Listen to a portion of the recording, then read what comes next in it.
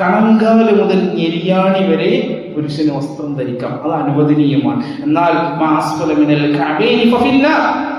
നെരിയാണിക്ക് താഴേക്ക് ഇറങ്ങിയ പുരുഷന്റെ വസ്ത്രം അത് നരകത്തിലാണ്. അള്ളാഹു നോക്കുകയില്ല, റബ്ബവനെ സംസ്കരിക്കുകയില്ല എന്ന് വരെ നമുക്ക് കാണാം. പരലോകത്തിൽ അള്ളാന്റെ നോട്ടം കിട്ടാത്ത, അള്ളാന്റെ സംസ്കരണം ലഭിക്കാത്ത ഒരു അവസ്ഥ പരലോകത്ത് വന്നു കഴിഞ്ഞാൽ പിന്നെ എന്തിനാ നല്ലത്? അതുപോലെ തന്നെ സ്ത്രീകളുടെ നേരെ തിരിച്ച, സ്ത്രീകളുടെ വസ്ത്രം ഞെരിയാണിക്ക് മുകളിലേക്ക് കയറാൻ പാടില്ല. സ്ത്രീയുടെ കാല് ഔറത്താണ്, അത് വസ്ത്രം ഞെരിയാണിക്ക് താഴേക്ക് വരണം. അപ്പൊ ചിലരൊക്കെ ചോദിക്കുക, ചെളിയാവൂലെന്നോ? ചെളി ആയാലെന്താ?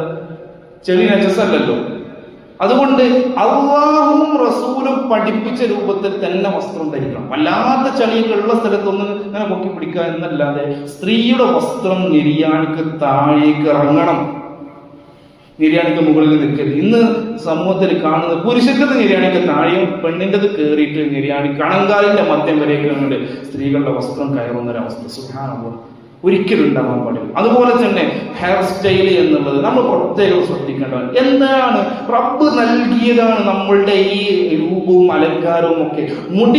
മുടി റബ്ബ് നൽകിയ അനുഗ്രഹമാണ്, അതിനെ ആദരിക്കണം. റസൂലുള്ളാഹി സ്വല്ലല്ലാഹു അലൈഹി വസല്ലം പറഞ്ഞു, മുടിയൊന്നും ചെയ്യാതെ നടക്കുന്ന ഒരാളെ കണ്ടപ്പോൾ എടോ നിനക്കിതൊന്ന് ചീകി ഒതുക്കി വെച്ചൂടെ എന്ന് റസൂൽ ചോദിച്ചിട്ടുണ്ട്. അതിനെ ആദരിച്ചൂടെ എന്ന് ചോദിച്ചിട്ടുണ്ട്. അതുകൊണ്ട് ആദരിക്കണം, പക്ഷേ കസ് പാടില്ല. എന്താണത്?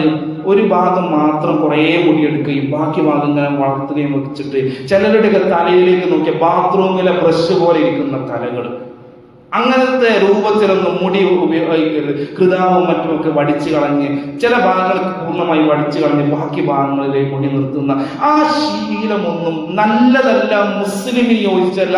അള്ളാന്റെ ശാപം കിട്ടുന്നതാണ്, റസൂലിന്റെ ശാപമുള്ളതാണ്.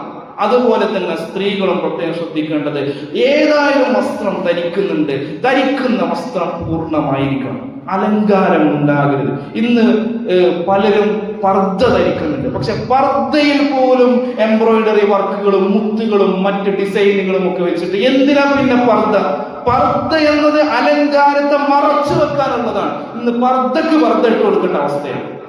അതുണ്ടാവാൻ പാടില്ല.